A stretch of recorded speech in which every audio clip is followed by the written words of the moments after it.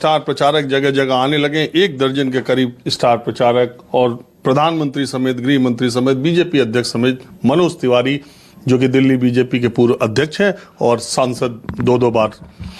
मनोज जी, मैं सिर्फ आज ये जानने की कोशिश कर रहा हूँ कोलकाता में कि ये खेला होबे जो ममता बनर्जी का नारा है, इससे बीजेपी को कोई दिक्कत है क्या?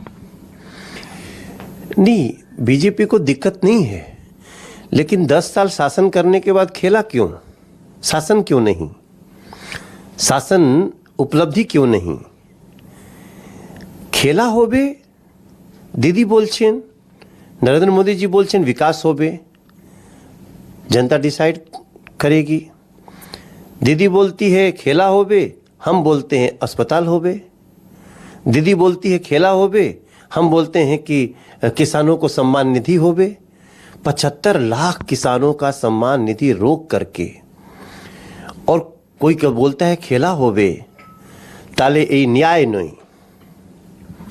अब जिस तरीके का चुनाव अब बढ़ता हुआ जा रहा है, पहले चरण का जहां मतदान है, अगर लोकसभा चुनाव के हिसाब से देखा जाए तो बीजेपी ने वहां बहुत अच्छा प्रदर्शन किया था, लेकिन अगर विधानसभा चुनाव 2016 का देखा जाए तो दीदी ने वहां बहुत अच्छा प्रदर्शन किया था।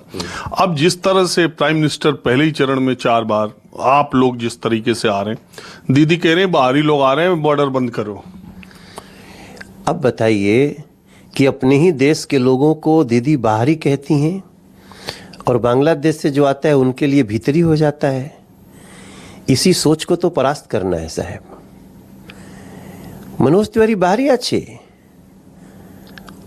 আমার এখানে বাড়ি আছে, আমি এখানে চাকরি করছিলাম, আমার অনেক ভাই বন্ধু এখানে পুস্ত নিবাস করছেন, তাহলে আমি বাড়ি আছি। दीदी এই सोच ठीक नहीं। तो मनोज जी, आप इतना बंगाली कैसे बोल लेते हैं? क्योंकि मैं यहीं का हूं। अरे कहाँ के हैं? बनारस जाते हैं तो कहते हैं बनारस का हूँ, बिहार जाते हैं कहते हैं बिहार का हूँ, बंगाल आगे कह रहे हैं। बात आपने कही, क्योंकि मैं इस देश का हूं। इस देश का व्यक्ति इस देश में बाहरी कैसे हो सकता है? बाहरी तो वो होगा ना जो बांग्लादेश से सीमा पार करके इलीगल आया होगा। वो तो दीदी के लिए बहुत प्रिय है। नहीं, आपके हिसाब से, बीजेपी वालों के हिसाब से तो जिसके पास आधार कार्ड है, पैन कार्ड है, वो भी वोटर आईडी कार्ड है, वो भी बाहरी हो सकता है। नहीं, ये कैसे हो सकता है? अगर कोई फर्जी बनवाया होगा तब वो उस पे उसकी बात कही जा सकती है। अदरवाइज जो आधार कार्ड रखा है, जो यहीं का वासी है, वो चाहे किसी स्टेट का हो, तो फिर बाहरी हो ही नहीं सकता। यही तो लोग भ्रम फैलाने में लगे हैं। हम बार बार कहते हैं कि इस देश में जन्मा, इस देश में पैदा हुआ हर बच्चा, चाहे देश के किसी कोने में रहे, वो भारतवासी है। हम उसको गर्व से गले लगाते हैं और उसमें बिना भेदभाव किए जाति और धर्म का हम उसके सबका साथ सबका विकास की बात करते हैं। कुछ लोग ये कह रहे हैं कि इस बंगाल के चुनाव में ममता बनर्जी ने जो बंगाल की बेटी का नारा दिया, उसमें बीजेपी वाले छांट के ऐसे नेताओं को अपने बुला रहे हैं जो टूटी फूटी ही सही बांग्ला बोल सकें। और आज प्रधानमंत्री की रैली में जिस तरह से उन्होंने दिलीप घोष की तारीफ की है, जिस तरह से उनके नेतृत्व की बात की है, उससे ऐसा लग रहा है कि दीदी का ये दांव ठीक लगा है। बीजेपी को अपनी चुनावी रणनीति में थोड़ा बदलाव करना पड़ा है। देखिए, हम लोगों ने तो इस पश्चिम बंगाल की कई बेटियों का पूरा ब्यौरा दे दिया।